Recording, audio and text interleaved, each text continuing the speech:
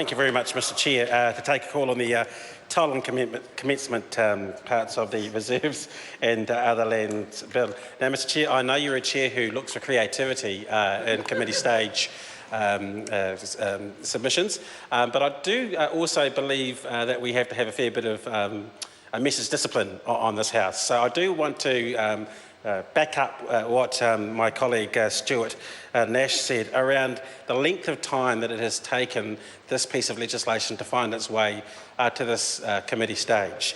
Because it was introduced in August 2008 under the Honourable David Parker. It had its first reading in March 2009. The Select Committee reported back in relatively quick speed in September 2009, and then we find ourselves debating the committee stage here on I think it's the 1st of July 2015. Mr Chair, that is a very long time for a piece of legislation to come through. I must add that a fair few people have been waiting to be passed. I think, yeah, well, you could just wait another 3.5 minutes longer, Mr Chair. And I think to back that up, you need to look at the membership of the Select Committee that reported back on this bill.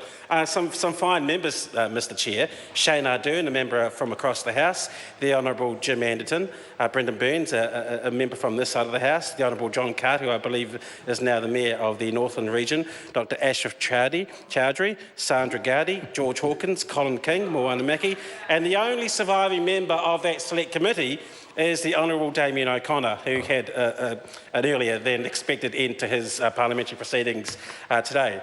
Mr Chair, I hope I'm painting a picture that this piece of legislation should have got through this House much faster.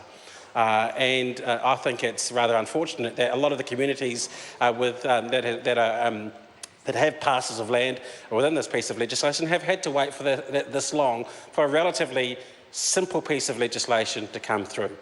So, Mr Chair, I hope I've dealt with the commencement date. I hope that this piece of legislation does pass as soon as possible, and I do note there's the interjection from across the House.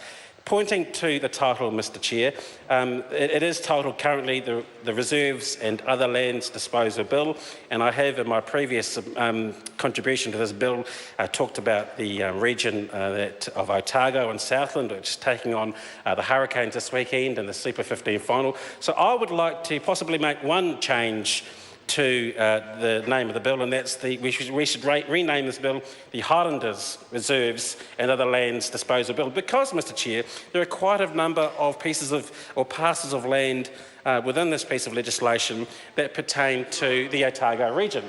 I think we talked about the Port Charm. Okay, don't put that in the Hansard. There is a piece of there is a parcel of land. Yeah, good one. There is a parcel of land in Tairi. There is a parcel of land that I mentioned earlier at the Winton Racecourse, just north of Invercargill. And there also is a parcel of land which I understand is the Port Chalmers Bowling Club, which Stuart Nash referred to earlier. I think we should take some of the load off the members of the Port Chalmers Bowling Club on Saturday night. They're obviously very wary of this piece of legislation. They want to get that through and enjoy a kick-off on 7:35. So let's just give them an hour and a half of grace to live life in an ideal situation, Mr Chair, where they're cheering on their Highlanders, but that will come to an abrupt end, Mr Chair, at roughly 9:20 on Saturday night. So let's get this piece of legislation passed.